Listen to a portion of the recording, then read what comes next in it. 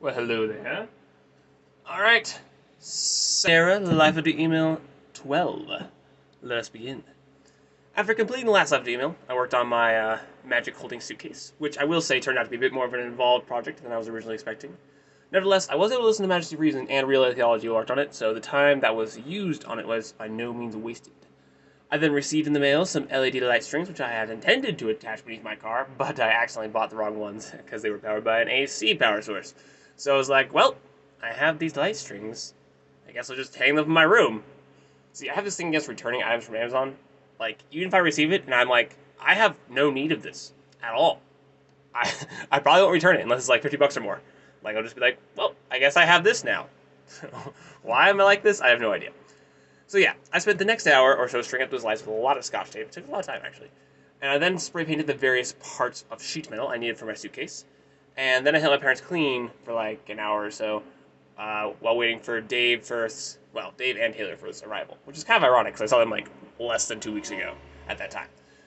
From there, I wrapped up my last live email, I finished writing it, and then I went on a late night run, and then I watched the anime before going to bed. The next day, I was woken up by Taylor. He had the audacity to wake me up at like 9 or something, when I had planned to sleep until at least noon. So clearly this is infringement of my rights, and I'll be suing soon. I then facilitated an awkward talk between Taylor and Grace, which I would deem my work satisfactory, though still a bit poor. Then Taylor, because he was jet lagged, went to sleep himself. And one must ask, what was the point of waking me up if you're just gonna go to sleep? But yeah, anyway, since I was awake at that point, I decided I would take the opportunity to replace the spark plugs and inductor coils on my car, since the check engine light was flashing, indicating a cylinder wasn't firing, and you can't just, like, drive without a cylinder working. That damages your car. And so, to my surprise and satisfaction, not satisfaction, I succeeded with relative ease. It was a really hot day when I decided to fix my car, so that sucked. But otherwise, the job went really well. And yeah, I did, however, break 2 electrical clips while I was trying to reattach them to the spark plugs, so that was a bummer. But I managed to secure the clips in place with zip ties. Thus, I can technically say my car runs because of zip ties. I'm just climbing the ranks of jank repairs. Oddly enough, though, I'm like non-trivially more satisfied that my car runs because of zip ties than if it ran for like normal reasons.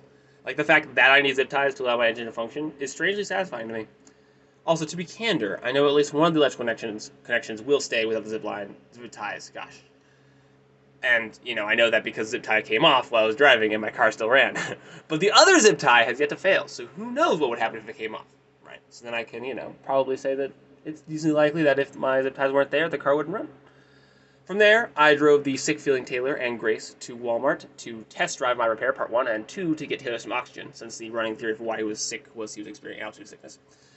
And yeah, we did that. The oxygen seemed to help, though I don't know if it was for a reason other than placebo effect.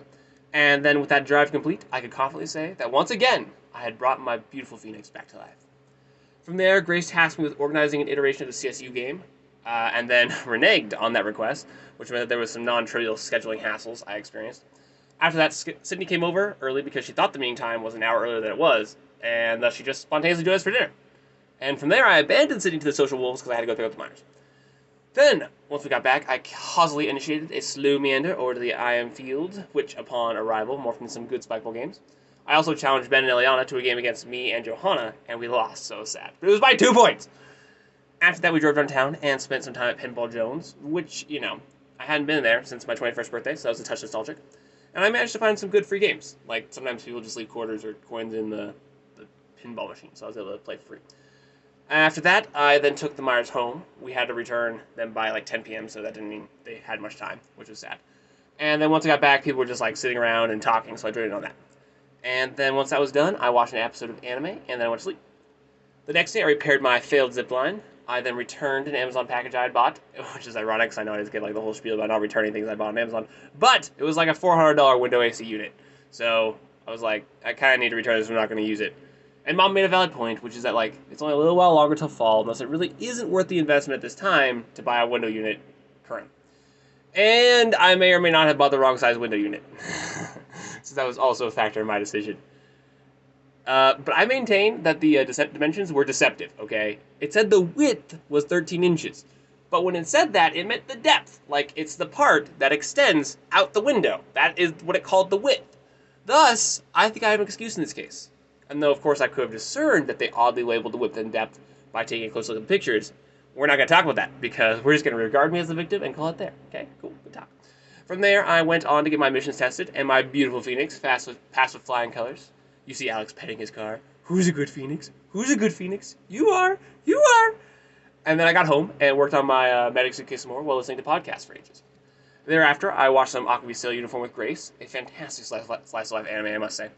And then I watched an episode of Blue Lock with my family while we ate. I then left for a reason I can't recall, and then when I came back, Mom and Dad and Mr. Firth were talking about the cause of tension that had sprung up between Dave Firth and my dad. So I sat into that conversation, and honestly, I thought it was really good. I think, good closure was reached, honestly. Dad did got upset with Dave Firth for some reason. Well, I know the reason, but I don't really know if I can share it. And it was largely a misunderstanding.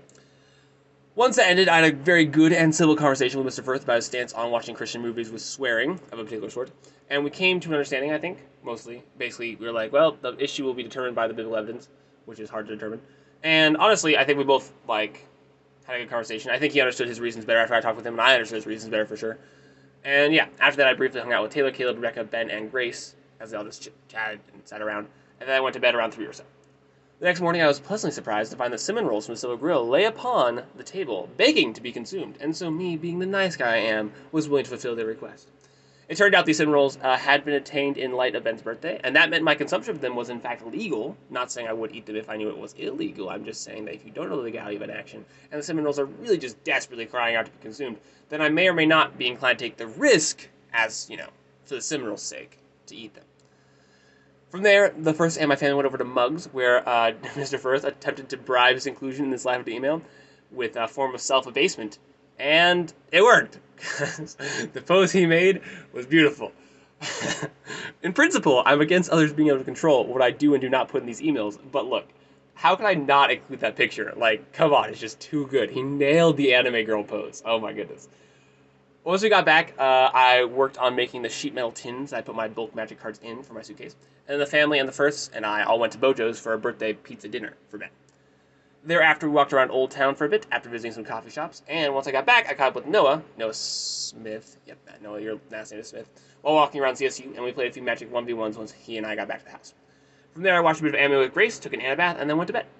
The next day, I finished my bulk magic containers, and thus, vicariously, my magic suitcase. And I think it actually turned out really well. You should see the pictures. They're pretty cool. I messed up a little bit on the screwing on the various wood pieces. They weren't quite even. But otherwise, the suitcase is exactly as I imagined it. So, yeah. I eventually will put my insignia on the front with some magic symbols, possibly. But since it's functional without it, I don't know when and technically if it'll ever get done. But, it's a hope and a dream. After I finished that, I watched some anime. I had a bunch of meta thoughts, which I wrote down. And then I did the 30-minute drive to Molly's house, where I joined in for the bonfire after the hike. Because I didn't go to the hike. And to be fair, the fire was not very bondy, but otherwise it was a typical bonfire night. The really big difference was that everyone was new, though. A new generation of Miller Mountaineers has arisen, and the old has passed on. And the only old member that was even there was Molly. So yeah, I found, one new guy I enjoyed. His name was Zach. We were able to rip off each other, which was great. But it was still kind of sad that people from my hiking generation have, up and left. After Molly repeatedly shut down good philosophical dialogue, it's really annoying, we then finally had one good-ish conversation, and, it was good, but the problem was the topic of interest was when I already discussed, numerous times with new people, so it was kind of humdrum for me. But everyone else was interested, so that's why I would say it was kind of good. Once that finished, I enjoyed a night drive home, which was actually really nice. And then, upon returning to my abode, I watched an episode of Aquabee's Sailor Uniform with Grace before going to bed. The next morning, I went to Southgate and found that Jake and Charity had made their home church, so that was cool, because I'll be seeing them around more. And further, Jake has begun to develop philosophically, and it appears he's entering the stages of more genuine philosophical inquiry. So he was talking about stuff, and it was kind of fun to see him, philosophically bloom. Also, his thoughts and questions brought a horde of old men around, and so the conversation largely became between him and them. So it was kind of funny.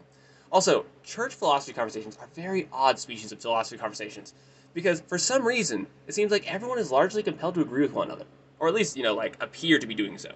Because, normally in philosophical dialogue, when someone says something you disagree with, you say, yeah, no, I don't think that's how that is, and here's how I think it works. But, and then you go on to list your reasons. But in church conversations, everyone will, say things, and even if they're completely antithetical to what you just claimed, the response is always, yeah, I agree. And then you go on to make your point, which is just blatantly contradictory to what was just said. It's a very fascinating sort of dialogue. Anyway, I was able to steer Jake away from deeming philosophy as a pointless pursuit, and therefore I regard my task as accomplished, even if, nothing else was. So I was satisfied.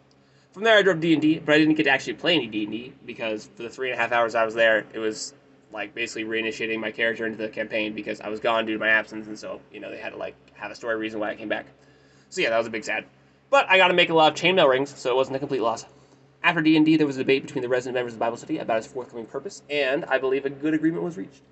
Hopefully, for the sake of those who remain in the Bible study, the goals laid out in the meeting will be actualized, but since I'm no longer part of the Bible study, what happens hereafter is largely out of my control.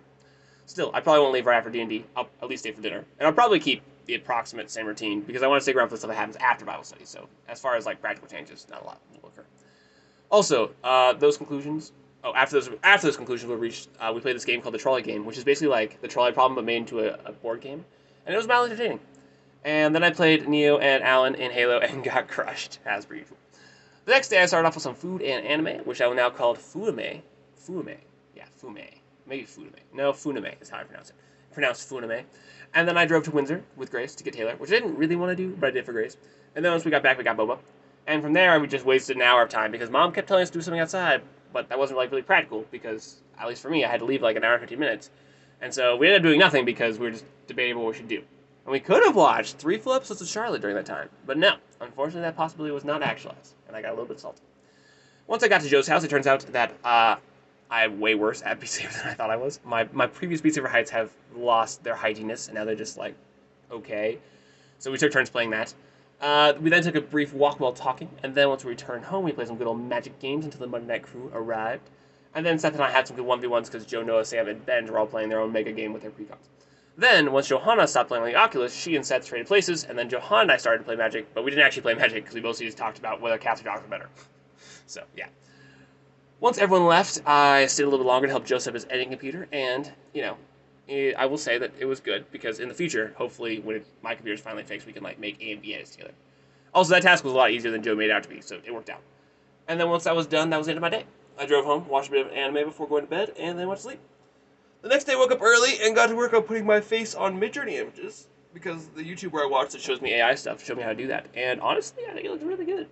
You can't see it, but it's honestly, I think, pretty impressive.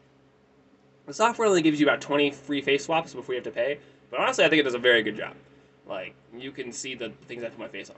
Also, I made an anime me, which I think is fantastic. It looks kind of like me.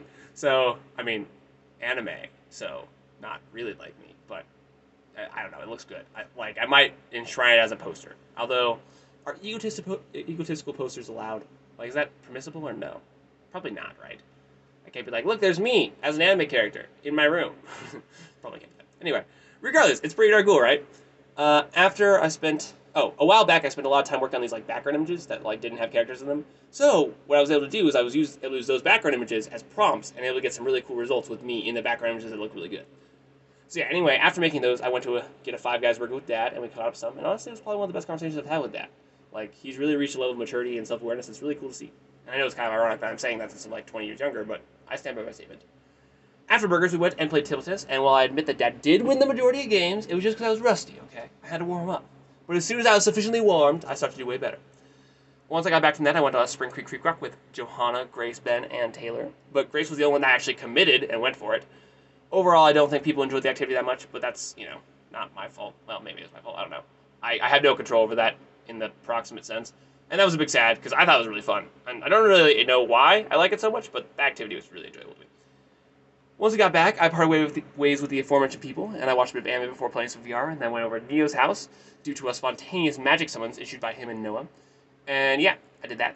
Oh, I also made a Magic Prototype Box 1, which way back when I was with Ben at the Alley Cat, I actually CAD'd up a Magic Deck Box idea, so that was where that CAD model came from. And now Neo has his own 3D printer, so I was like, hey, so we got it printed. The following day I woke up and then promptly agreed to play a CSU game with Taylor, Johanna, and Grace, and I found them so fast right off the bat because I happened to stumble upon this very unique item Grace took a picture of, and so I knew they were close by. However, ever after that point, Grace was like, well, not giving you any more pictures, so all I got was partial pictures of cards. And I will inform you that pictures of cards are as useless as pictures of the sky. They give me no information because cards aren't constant, right? And they aren't even unique cards, so it's not like if I see the card, I'm like, oh, that's the card. I'm like, well, that could be one of the 5 different cards that are probably on campus that look exactly the same. So yeah, that was dumb. And of course I didn't find them again for that because I got literally no information. It was also very hot out, so I was the big sweaty. Once I got home, I rapidly showered, then proceeded to go to work for the first time under my new boss. Her name is Rebecca, and she's way different from Jess, I will say. Very quiet, possibly more mentally healthy, but also very picky and particular. And see, that would be an overall downgrade if it weren't for the fact there's like nothing to be particular about. AKA, my job has like nothing that I really need to do. It's not even like I'm shirking duties, it's just like I'm not really there for any purpose. See, if this job were like full of lots of little things I actually had to get done, then I would be screwed. However, once I got past like the initial hump of tasks, like I've had more free time under her than under Jess because she doesn't make busy work for me. So yeah, overall I think I got a boss upgrade, which is a mega yay, because my cush job is very, very nice. After working, I spent like an hour or so walking around campus finding all my classrooms, and then subsequently discovering I hadn't ordered my books for the year, which was originally troubling, but then I realized that in no class I have taken thus far have I ever even cracked open my textbook. Thus, I think I'm just gonna like wing it and save $300 this year because it's honestly such a waste of money to buy textbooks you never even read. Once I got home, I was blatantly lazy. I could have been productive, but I just wasn't. I then watched the Blue Walk with the family, ate food, and then thereafter went over to Neo's and played Halo with him, and then I played Magic with him until like 2. The next morning started off with me working on modifying my CAD model for my deck box. I then went and got a haircut from this barber lady I had gone to once before, first try. And honestly, I think she did a pretty good job. I also took a little bit of time to fix the front gate because I thought Mom wanted me to do that, but it turned out she wanted me to fix the back gate, so rip. Thereafter, I tediously cleaned all the mud out of my flooded basement's carpets, which took absolutely ages, while listening to Majesty of Reason videos. And then I taught the first lesson of Inconceivable Philosophy class, which I put together for Joe, Noah, and Neo. See, my goal by the end of the semester is to power them up to a level that's close to mine, at least philosophically. That way I can send them out into the world as my little disciple minions, and they will do all the good that I don't have to. So, like, they'll teach all the smart people, all the dumb people the smart things, and I can just keep working on learning the smart things. However, while the first class went well, it was cut majorly short because I had to rush to get to my indoor soccer game, and man, was that an experience. The first indoor soccer game was so much work, like way more work than outdoor. You would think, because the field is like 4 times smaller, that the opposite would be true, right? Less running because it's a smaller field. But in reality, because the field is 4 times smaller, that means it doesn't matter where you are on the field. You're always in play, because within 2 seconds, the ball could be right next to you. So while in a normal soccer game, there's usually like it's expected, well, the ball's up at the front of the field. I can't do anything about what's happening over there. Like, I can rest. In indoor, everything's close enough that you could definitely do something about it at almost any point in the game. So the question is really just how much do you want to run? And let me tell you, for the first game, I apparently really wanted to run. Honestly, it was strange. Like, I didn't, like, choose to run, properly speaking, but I didn't really, like, choose to stop running either. It's rather like I entered this ancient flow state I hadn't entered in years, and suddenly soccer was literally everything. Like, this long, locked away skill and athleticism just burst back onto the scene. I basically just ran for an hour straight, just on pure instinct. If I'm honest, I actually can't really remember any of the game. Like, I remember, like, 3 or 4 good moves I did, but I don't even know how I actually did it. The only reason I would stop running was because I ceased to be able to breathe, and my vision got hazy, and so I was like, well, probably should go to the side now. Honestly, I've never pushed myself like that before in my entire life. Like, well, I don't know if that's true. But I do know I definitely never been that exhausted before in my entire life. Like, it was genuinely hard to walk back to my car after the game. And for the next 30 minutes drive, like, after I stopped running, I was still breathing heavy until I made it home. And my mind felt like all cloudy and disconnected. Like, I don't know, like, it felt like I couldn't focus or concentrate. It was probably pretty scary for me to drive home in that condition, actually. Still, once I made it home and I just straight collapsed, like, I just was nursed back to health by Bob and Grace, because I was like, I can't do anything, and I was definitely the most physically exhausted I've ever felt before. So yeah, Grace was kind enough to inflict torture on my knotted legs for like an entire hour, because they were just that tight, and they needed that much rolling out. And honestly, it was crazy. But it was still really good, because like, I never, have felt alive like that in that way before. Like, at least not since I played soccer for HCS. Like, it was just, like, rejuvenating. It's like, oh yeah, I can physically kill myself, and it feels great, because I feel accomplished now. Anyway, very tiring, very painful, but also very rewarding. After that, me and Grace watched an episode, I think the last episode, of Alchemy Sail Uniform, and then I just went to sleep. The next day I woke up early and went to work. I did work, but since Rebecca is new, that was expected that I do work at work. I then had Fudame, spent like 2 hours attaching LED lights beneath my car, and then promptly drove to Loveland to meet Alan and Noah and Liam at Chili's. Though I guess before I move on to that, I should show you the beautiful thing that is my car now. You can't see it, so that's a bit sad. I can also like choose any color I want for the LED lights, but I just chose blue in both cases because it's brighter, so it makes you be able to see the lights better. And yeah, I think that worked out pretty well. I think that's the next logical step toward nerdom, putting lights beneath my car, Like, it just kind of follows from how my car has gone so far. Anyway, I got late to Chili's, but I was equally late with Alan, so it was all good. And while we were there, I got to hear about Noah's experience in The Place. Dun dun dun. Yeah, you don't get any more information on that. And then after that, I explained the whole social game theory I've been developing, and Noah and Liam found it very interesting. I think Alan also found it interesting, but he was less vocal about it. So yeah, it was good to catch up with the core Rasher group. And from there, I went to Neo and Steve's house, played Magic with them and John, and we did that till 3 in the morning. The next day, I woke up in the afternoon, the proper time to wake up when you stay up till 3, mind you. And I did a lot of prep work for school because I was coming up really fast. I then took some time out of my preparation to go with Mom to Mugs. She gave me a Chipotle burrito as payment, and I taught her how to put faces on Midjourney images. So yeah, that was done, and I think Mom will remember the steps, but we'll have to see. Once I got back home, I fixed up my CAD model before going over to Masonville to Mrs. No Longer Miller's wedding reception. I don't know her new married last name, so that's going to have to do. Honestly, there were way more people there than I expected, though it seemed like most of them were kind of like only kind of knew Kathy. Like they weren't like tight with her. It was like, oh, we had a class together once. But yeah, anyway, the event gave me a chance to see people I haven't seen in absolutely ages, and so I grabbed Caleb and Daniel's Christian. Caleb and Daniel Christian. You don't even know about those people, right? Anyway, I have some grade school friends named Caleb and Daniel. And I haven't seen them since then, basically. And their little brother Wesley was there, who's now a senior in high school, which was very trippy, I assure you. And so I was like, hey Wesley, give me your brother's number so I can see if I can reconnect. And so we'll see if that goes anywhere. But yeah, otherwise the event was spent listening to painful speeches that were like not generally funny, but that were like just awkward. Except for Molly's. Molly's speech was good. 7 out of 10 speech. And then I just kicked around the ball with Cable's siblings and David, the guy who invited me to join the men's soccer team, which I'm now part of. And for some reason, just everywhere. Like, Gabe is just places. Once I got home from that, I super left early because I was bored. I then built a magic deck and tried to be productive.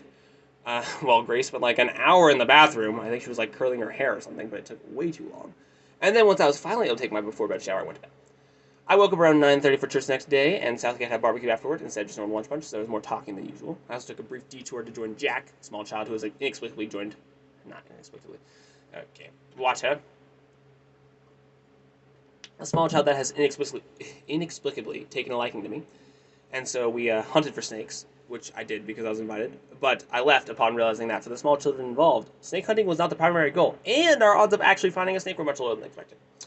So yeah, I came back inside, joined a bit more on the social events, and then I played 2 games with Joe against his new 1v1 deck with my Toxic deck, and I won both times because my Toxic deck is super nasty. I then hastily went to Neo and Cindy's house for the typical D&D engagement, and that occurred. Honestly though, as of late, D&D's not been that much fun. Like, I feel like it's more of a chore. I haven't had any really good role-playing moments in ages, and it honestly lost a lot of its novelty. Like, I think I have in my mind this, like, ideal D&D campaign, and I'm, like, drawn to that ideal. But the problem is my love of the ideal hinders my love of the actual, because all I can see is how the actual fails the ideal. It's not like John's campaign is badly designed or anything, or even that, like, Neo and Sydney and Jeremy are bad players. It's just the campaign doesn't sparkle. I don't know how else to describe it. Certain campaigns have sparkled, this one doesn't. That's just an objective and self-evident fact. So, yeah, participated in the non-sparkly campaign, and then afterward, John had to jet, so he couldn't stick around for Bible study stuff, and thus Bible study stuff was substituted for good old movies and deck building, which honestly was a really enjoyable combo. Like, just having an old movie you know quite well, if you haven't watched it in like a while, play the background while you deck build, is honestly really nice. It was City's activity ideal, and I gave it like a 7 out of 10 for enjoyableness. I really liked it. Though, I will say, maybe in part because of the movies that were chosen, because it was Chi Chi Bang Bang and The Princess Bride, which are both fantastic movies. So yeah, during that time I built 3 decks, mostly on Neo's bulk, which he generously gave to me for free, which was quite kind of him. And yep, that was how my day was spent. I did get in 2 games of Magic with Neo, though, before I went to bed. The next day was the first day of CSU. Overall, it went well, but I did have one robustly embarrassing moment, where in the middle of my 337 thermodynamics class, I opened my phone and I just started playing a V Rose song. Like, really loud. It was very embarrassing, especially because my phone was all laggy and my buttons didn't work because my case, so I couldn't turn it off for a full 25 seconds. Like, you have no idea how long 25 seconds of the whole class staring at you is. It's horrible. Absolutely horrible. And just to add to the robust embarrassment of it all, out of the game, the song that was playing is by no means a flattering or masculine song. I would recall the lyrics, but I'm still healing from the trauma of it all, so I fear recalling the exact lyrics would take me off the path of recovery and into the irrecoverable downward spiral of death. So, yeah, it's just a little too painful to recall the particular lyrics that played at this point in time. Like, there are so many parts in the song that could have played, which would have been so much better. Or just any other song. But the particular part of the song that played... I'm really, really hoping that everyone in the engineering class is just so self-centered they just don't remember. Like, they're like, this didn't affect my life, that guy embarrassed himself, whatever, I don't care. Like, that's my big hope. Anyway, a few more weeks of temporal distance, and I might be able to share the depths of my embarrassment. But only maybe. So yeah, that was horrible, but I did think I handled it well, especially in the hours thereafter, because like I think that could have become more traumatizing than I let it be. And yeah, that happened. moving on. I then got to work, and I went to work instead of my class because I'd given my boss lady the wrong schedule, and thus I missed my first class of solids. So I was like, well, I have to choose between going to class or work, and work is more important-ish. And so I spent the next 4.5 hours doing actual work, which, is expected because my new boss is trying to figure things out, and I'm literally like the only one there that's from the old times, and, I'm here to labor because I'm at a job, and so of course she's going to use me for my specific purpose. Anyway, it's fine. I did work. Once I got home, I then was the big tired because the day was quite the endeavor. And thus I watched some anime intro videos while eating the few remaining Tim Tams I had brought over from New Zealand, and I actually love Tim Tams and milk so much. From there, I went over to the IM Fields for this big Spikeball tournament that Ascent Project was putting on, plus they gave us free pizza. And then Benj and I decided to team up for this, because we're Spikeball pros. And to our surprise and immense disappointment, we lost the first game we played, and thus we're out of the tournament right from the start. When we were actually just so unlucky, because the guy and girl we fought were so good, like, fantastic players. Probably the best I've ever played. They ended up making it to the semifinals of the whole tournament, actually, so, just understand the kind of people who beat us. And even though Benj and I then continued to play, just for funsies with people for the next 3 hours, and fought, 10 or so other teams, we didn't lose to a single other team other than that guy and girl. We were epic. And had we not been paired off with them to start, I'm sure we would have made it to, the quarterfinals, or even the semifinals. We just happened to get really unlucky. So yeah, it was a great time, though, and Benj and I had some fantastic games in play, so it was really fun. From there, we drove to Joe's house, which was the host of the Monday night activities, and we watched 2 episodes of Bofuri Season 2, which was pretty good, pretty similar to Season 1. And then we played a Magic game or two before heading home, and I listened to Real Life Theology on the way back. The next day was Tuesday, and that's the first chance I got to see if my organized schedule this semester did allow for relaxation and quiet time, and the answer was a very hearty yes.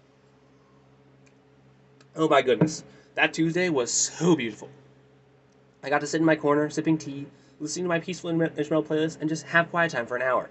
It was so nice. And then, after that, I got to study philosophy and lesson plan for my philosophy class for another 2 hours. It was honestly such a good way to start the morning. And then after that, I took an Epsom salt bath because my whole body ached from Spikeball.